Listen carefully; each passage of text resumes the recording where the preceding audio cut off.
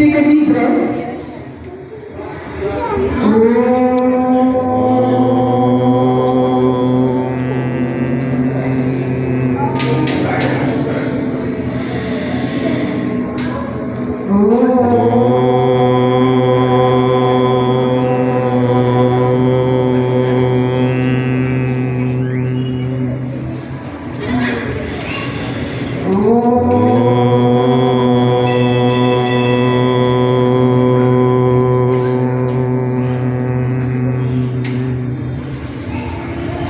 వక్రతుండ మహాకాయ కోటి సూర్య సమప్రభ నిర్విఘ్నం కురుమే దేవ సర్వకార్యేషు సర్వదా శుక్లాం భరతరం విష్ణు శశివర్ణం చతుర్భుజ ప్రసన్నవదనం ధ్యాయే సర్వవిఘ్నోపశాంతయే.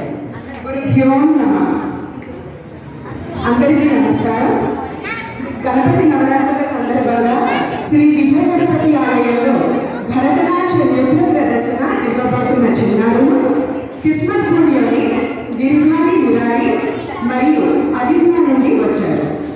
వీరు శ్రీమతి ప్రియాంక చల్లాబర్ గారి వద్ద గత 4 సంవత్సరాల నుండి భరతనాట్య నృత్యాన్ని నేర్చుకుంటున్నారు.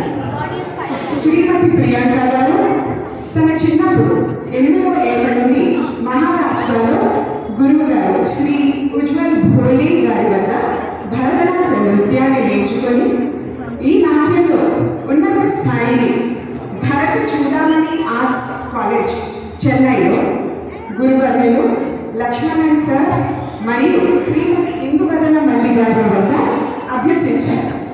ప్రియాంక గారు వివిధ సభల్లో సాంస్కృతిక కార్యక్రమాలు మరియు వివిధ పట్టణాలు చెన్నై, ముంబై, బెంగళూరు, లోనావాలా, మధురైలో తమ నృత్య ప్రదర్శనలు ఇచ్చారు. గిరిధారి మురారిలో వీరు గత 4 సంవత్సరాలుగా ఆసక్తి కలిగిన పిల్లలకు మరియు పెద్దలకు భరతనాట్య నృత్యాన్ని నేర్పిస్తూ ఈ రంగంలో ఇంకా అభివృద్ధి సాధించడానికి కృషి చేస్తున్నారు.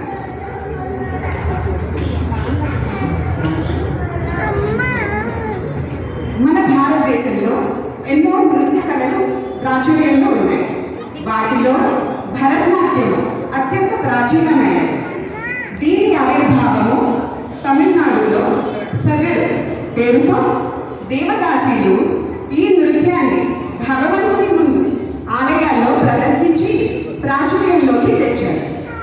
బ్రిటిష్ వారి పాలనలో మరుగున పడ్డ ఈ నృత్య రూపం మరలా శ్రీమతి రుక్మిణీదేవి అరుండేల్ గారి సంస్కరణ ప్రయత్నాల వలన పూర్వ వైభవం తీసుకుని వచ్చారు. ఈరోజు టీచర్స్ డే అనగా ఉపాధ్యాయుల దినోత్సవం. ఈ సందర్భంగా మన ఆది గురువు అయినటువంటి గణపతికి పుష్పాంజలి అర్పిస్తూ మొదటి నృత్యాన్ని చిన్నారులు ఇప్పుడు ప్రదర్శించబోతున్నారు. ఈ కీర్తన రచయిత శ్రీ ముత్తుస్వామి దీక్షితర్. రాగం వేగవాహిని రాగం, తాళం ఆది తాళం. పాడినవారు శ్రీమతి ఇందువదన మల్లి మరియు పద్మశ్రీ గురు అడియార్ కె లక్ష్మణన్ గారు. మీ కరతాళ ధ్వనులతో ఈ చిన్నారులను స్వాగతించి ప్రోత్సహించవలసిందిగా కోరుతున్నాను.